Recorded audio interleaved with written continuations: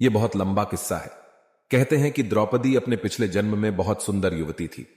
सर्वगुण संपन्न होने के कारण उसे योग्य वर नहीं मिल रहा था।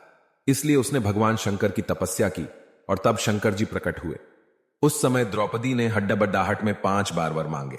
इसलिए उसे शिव जी के वरदान के कारण इस जन्म में 5 पति प्राप्त हुए। जब भगवान शिव ने द्रौपदी को 5 पति प्राप्त होने का वरदान दिया था, तब वह भी ये जानते थे कि उसे अपने 5 पतियों के साथ पत्नी धर्म निभाने में समस्या होगी। इसीलिए उन्होंने द्रौपदी को यह वरदान भी दिया कि वह प्रतिदिन कन्या भाव यानी कौमार्य को प्राप्त कर लेगी।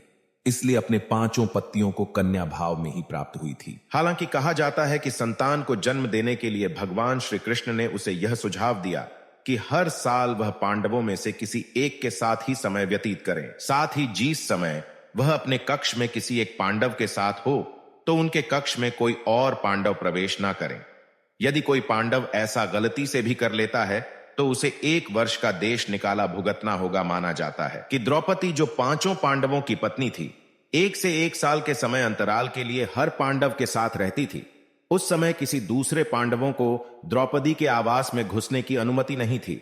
इस नियम को तोड़ने वाले को 1 साल तक देश से बाहर रहने का दंड था। एक बार यह इसी 1 साल के वनवास के दौरान अर्जुन की मुलाकात से हुई और वह अर्जुन पर मोहित हो गई। ऐसे में वह उन्हें खींचकर अपने नागलोक में ले गई और उसके अनुरोध करने पर अर्जुन को उससे विवाह करना पड़ीडीढ़ा कहते हैं कि दोनों 1 वर्ष तक साथ रहे।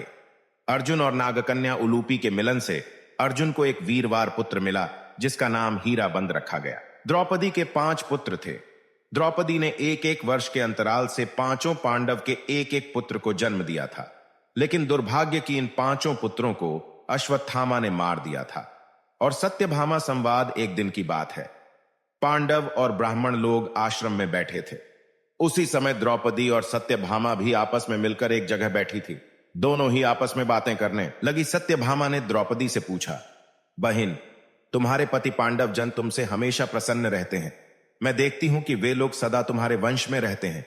तुम मुझे भी ऐसा कुछ बताओ कि मेरे श्याम सुंदर भी मेरे वश में रहे। बोली, सत्यभामा, ये तुम मुझसे कैसी दुराचारिणी स्त्रियों के बारे में पूछ रही हो? जब पति को यह मालूम हो तो वह अपनी पत्नी के वश में नहीं हो सकता। तब सत्यभामा ने कहा, तो आप बताएं कि आप पांडवों के साथ कैसा आचरण करती हैं? उचित प्रश्न जानकर तब द्रौपदी बोली, सुनो, मैं अहंकार और काम क्रोध को छोड़कर बड़ी ही सावधानी से सब पांडवों की स्त्रियों सहित सेवा करती हूँ। मैं एशिया से दूर रहती, मन को काबू में रखकर कटु भाषण से दूर रहती हूँ।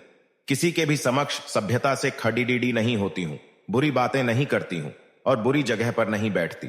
पति के अभिप्राय को पूर्ण संकेत समझकर अनुसरण करती हूँ। देवता, मनुष्य, सजात जाया, रोगवाण कैसा ही पुरुष हो, मेरा मन पांडवों के सिवाय कहीं नहीं जाता। उनके स्नान किए बिना मैं स्नान नहीं करती, उनके बैठे बिना स्वयं नहीं बैठती। जब मेरे पति घर में आते हैं, मैं घर साफ रखती हूँ, समय पर भोजन कराती हूँ, सदा सावधान रहती हूँ। घर में गुप्त रूप से अनाज हमेशा रखती। मैं दरवाजे के बाहर जाकर खड़ीडी नहीं होती हूँ। पतिदेव के बिना अकेले रहना मुझे पसंद नहीं। साथ ही सांस ने मुझे जो धर्म बताए हैं, मैं सभी का पालन करती हूँ। सदा धर्म की शरण में रहती। दोस्तों, तो आपको वीडियो कैसी लगी? अगर वीडियो अच्छी लगी होगी तो हमारी वीडियो को लाइक कीजिए और चैनल को सब्सक्राइब कीजिए।